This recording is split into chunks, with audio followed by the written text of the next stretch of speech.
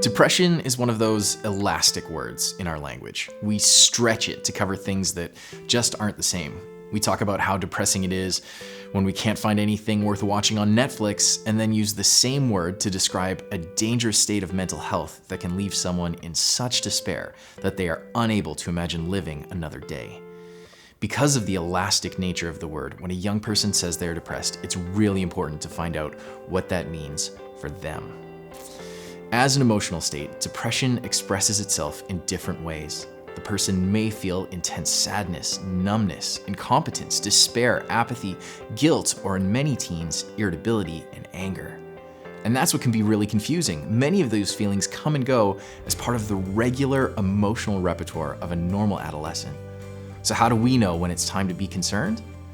Well, when the teen's emotional state begins to make it really difficult for them to do the regular everyday things life requires, and that doesn't change over time, it lasts more than a couple of weeks, and it doesn't lift even when situations change, then it's time to be concerned.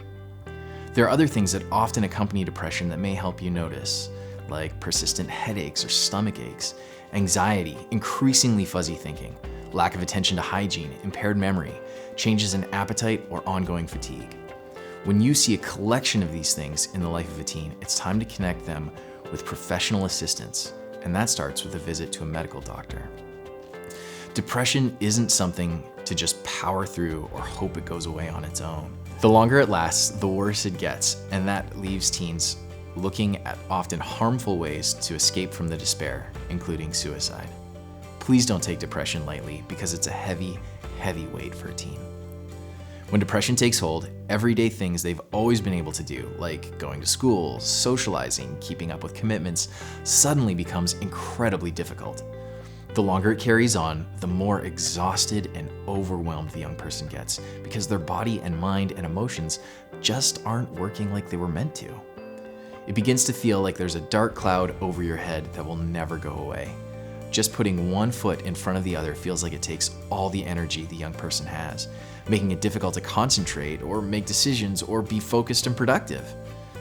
And because depression makes it hard to see anything beyond this dreadful moment, it feels impossible that they would ever feel anything but these feelings ever again. It's not hard to see why the biggest mark of depression isn't a lack of happiness, but a lack of hope.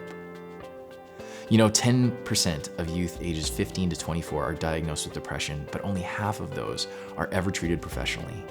But depression is highly treatable once diagnosed, and in 80 to 90% of cases, young people who seek help find themselves coming out from under the cloud of despair. But while they are under that cloud, our understanding of what they are feeling allows us to stand with them so they know they aren't alone. As people who know the God of hope, we can hold the belief that God really does have more for them than this, until they are able to pick up that hope and hold it themselves.